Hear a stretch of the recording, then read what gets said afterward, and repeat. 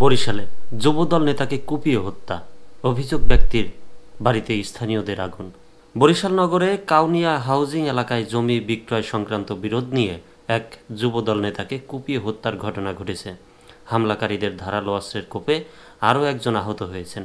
রোববার রাত ৮টার দিকে কাউনিয়া শেরে বাংলা মাধ্যমিক বিদ্যালয়ের পেছনে ঘটনা ঘটে।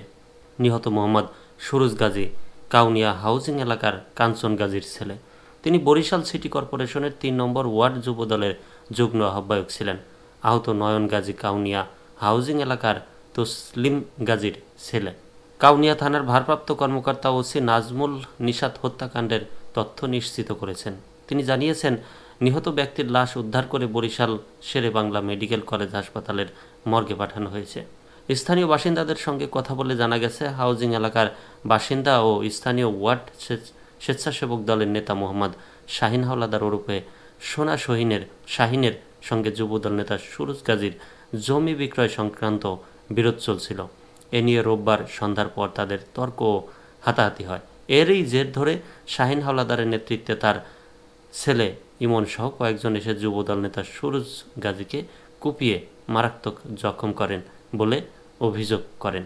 এ সময় সুরুজকে রক্ষায় নয়ন হাওলাদার নামের অপর এক যুবক এগিয়ে গেলে তাকেও কুপিয়ে জখম করা হয়।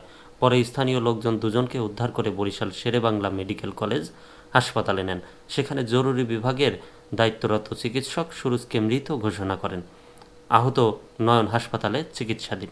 এদিকে ঘটনায় স্থানীয় জনতা ক্ষুব্ধ হয়ে অভিযুক্ত শাহিনের বাড়িতে আগুন দেন। রাত 10টায় এ প্রতিবেদন লেখা পর্যন্ত ফায়ার সার্ভিসের সদস্যরা আগুন নেভানোর চেষ্টা চালাচ্ছিলেন বলে কাউনিয়া থানা পুলিশ সূত্রে জানা গেছে। কাউনিয়া থানার ওসি নাজমুল নিশাত বলেন, তুচ্ছ ঘটনার জেরে এক পক্ষ আরেক পক্ষকে কুপিয়েছে। এতে একজন নিহত ও আরেকজন আহত হয়েছেন। নিহত ব্যক্তির পরিবারকে অভিযোগ দিতে বলা হয়েছে। যারা জড়িত তাদের সুনির্দিষ্ট নাম পেলে গ্রেপ্তার করা হবে।